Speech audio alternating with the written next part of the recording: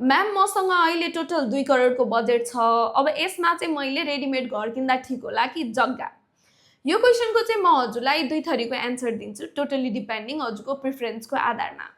Option फर्स्टमा त यदि तपाईँको प्राथमिकता होइन तुरुन्तै सरिहाल्ने खालको घर, समय पनि छैन, कन्स्ट्रक्सनको झन्झट पनि गर्नु छैन भने चाहिँ 2 करोडको बजेटमा राम्रो राम्रो रेडिमेड घरहरू पाइन्छ depending on location, land size होइन। सो हजुरले घर नै किन्दा ठिक हुन्छ।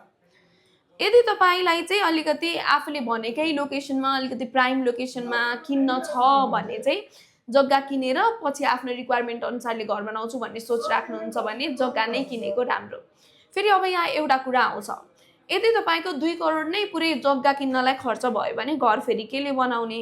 यदि तपाईँ बजेट लम्ब्याउन सक्नुहुन्छ भने चाहिँ जग्गा किन्दा राम्रो, होइन भने त्यही जग्गालाई तपाईँले पछि होम लोन गरेर होइन ब्याङ्कमा राखेर मन्थली इन्स्टलमेन्ट बेसिकमा पेमेन्ट गर्न सक्नुहुन्छ भने पनि जग्गा किनेर घर बनाउँदाखेरि राम्रो। तर होइन तुरुन्तै सिफ्ट हुनु छ, मेरो टोटल बजेट नै 2 करोडको छ भन्नुहुन्छ भने चाहिँ हजुरले बेस्ट अप्सन भनेको रेडिमेड होम नै हो। सो टोटल्ली हजुरको प्रिफरेन्सको रिक्वायरमेन्टको आधारमा डिपेन्ड हुने कुरा हो यो चाहिँ। यदि तपाईँसँग चाहिँ 2 करोड पैसा भएको भए हजुर घर किन्नुहुन्थ्यो या जग्गा?